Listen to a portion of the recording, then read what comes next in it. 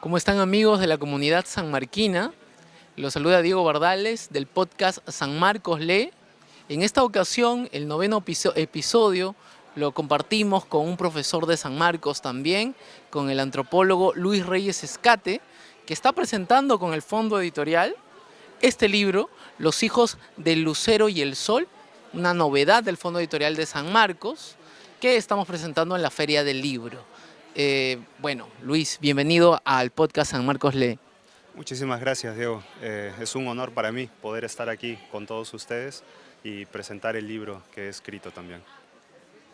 Muchas gracias a ti, Luis. En principio, ¿no? Este título de Los hijos del sol y del lucero es interesante, pero más me ha llamado la atención el subtítulo, ¿no? El mestizaje desde los pueblos de Subtanjaya y Saña. Eh, ¿Por qué escoger dos pueblos para analizar etnográficamente de zonas tan dispares, digamos, o de repente me equivoco yo, no lo son, pero al menos en ubicación no son cercanas, una está en el norte y otra en el sur? Sí, justamente ha sido estratégico poder elegir un pueblo del sur y un pueblo del norte, de la costa del sur, de la costa del norte, para poder hacer una comparación etnográfica, una comparación antropológica de dos pueblos que han sido formados a partir de las haciendas y específicamente cómo se ha formado el mestizaje a partir de la conexión que pueden existir entre diferentes pueblos de matriz africana, pueblos indígenas, tanto de la costa como de los Andes.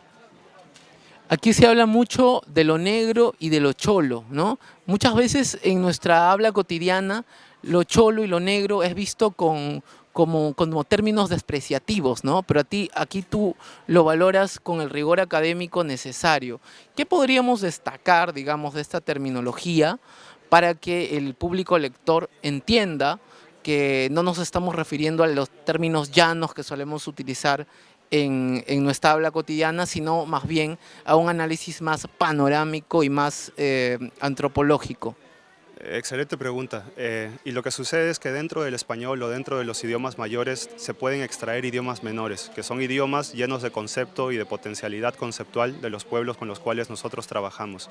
Entonces, como bien dices, pues estas nociones no simplemente son categorizaciones occidentales, sino son específicamente conceptos raciales que se usan a partir de las vivencias propias de los pueblos. Y es justamente teniendo el cuidado y también teniendo el deseo de poder extrapolar esta potencialidad conceptual con la que trabajan tanto Saña como Subtanjaya, es que se utilizan los términos que usan los propios pobladores y no términos que vienen de afuera.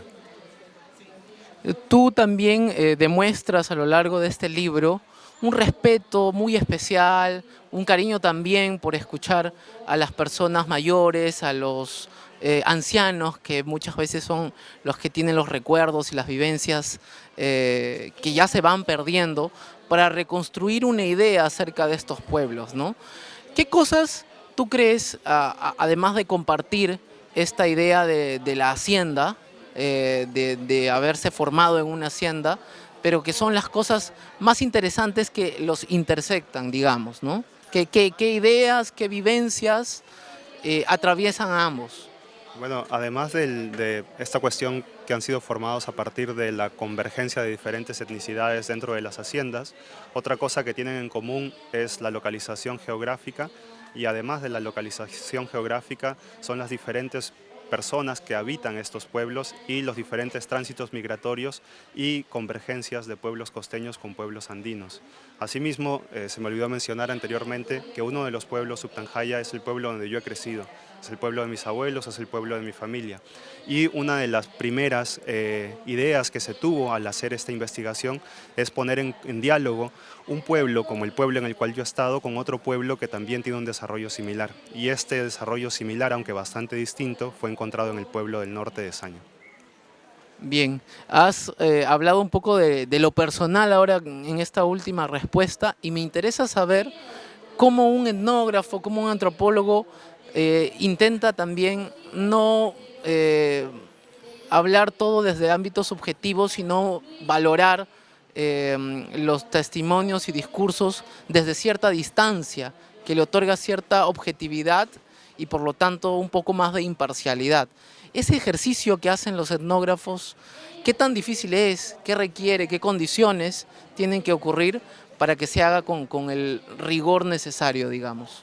Y tu pregunta me lleva a hablar un poquito de por qué también es una elección de hacer un trabajo comparativo y no solamente un trabajo en el pueblo de mis abuelos, que tiene que ver con esta búsqueda de un contrapunto, de un contraste entre la visión cercana, es decir, yo he crecido en el pueblo de Subtanjaya, pero he salido de allí cuando tenía 12 años, entonces para los subtanjayinos yo soy como un foráneo que es un local, mientras que para los añeros para los subtanjayinos soy un local que al mismo tiempo es un foráneo y para los añeros soy un foráneo que también es como un local.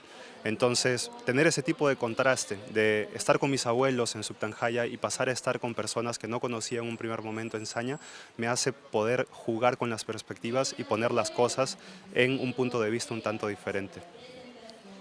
Bien, entonces ya para finalizar esta charla, que nos queda corta porque estamos, les contaré, por presentar el libro ahora en la feria, ahora mismo. Entonces, vamos a hablar un poquito, ya para ir acerca de tu propia biografía, ¿no? Es experto en estudios afrolatinos y entiendo que va a pasar algo muy importante, ¿no? En principio, mencionar que tu formación ha sido fuera del Perú, pero ahora, en breve, vas a estar como pasante en la Universidad de Harvard, lo cual a la comunidad sanmarquina debería llenarnos de orgullo que un profesor esté en Harvard. Cuéntanos un poquito de lo que se viene profesionalmente para ti con esta experiencia. Sí, a partir de ahora, en agosto, pues he tenido la posibilidad de ser elegido para hacer una visita, estar como investigador visitante en la Universidad de Harvard, hacer un postdoctorado allá por un año en un centro de investigación de estudios afrolatinoamericanos. Y como dices, ¿no? Es continuar, prolongar un poco más la carrera que he venido haciendo afuera. Como dices, toda mi formación ha sido afuera. Trabajo en el campo de los estudios afrolatinos aquí en Perú, también he hecho trabajo de campo en Bolivia y pues simplemente esta es una oportunidad para poder seguir trazando puentes entre el norte global y la Universidad de San Marcos, entre diferentes perspectivas, entre diferentes pueblos. Voy con la intención de simplemente aprender un poco más allá para poder nutrir no solamente a mi persona, sino también a los estudiantes y a todas las instituciones con las que trabajo dentro de San Marcos. Muchas gracias, Luis. Muchas gracias a todos, amigos, tanto de la comunidad de San Marcos como al público en general que ha seguido esta entrevista. Simplemente recomendarles este libro, Los hijos del lucero y el sol, un estudio etnográfico de Luis Reyes Escate. Conmigo será hasta una próxima oportunidad. Nos estamos viendo.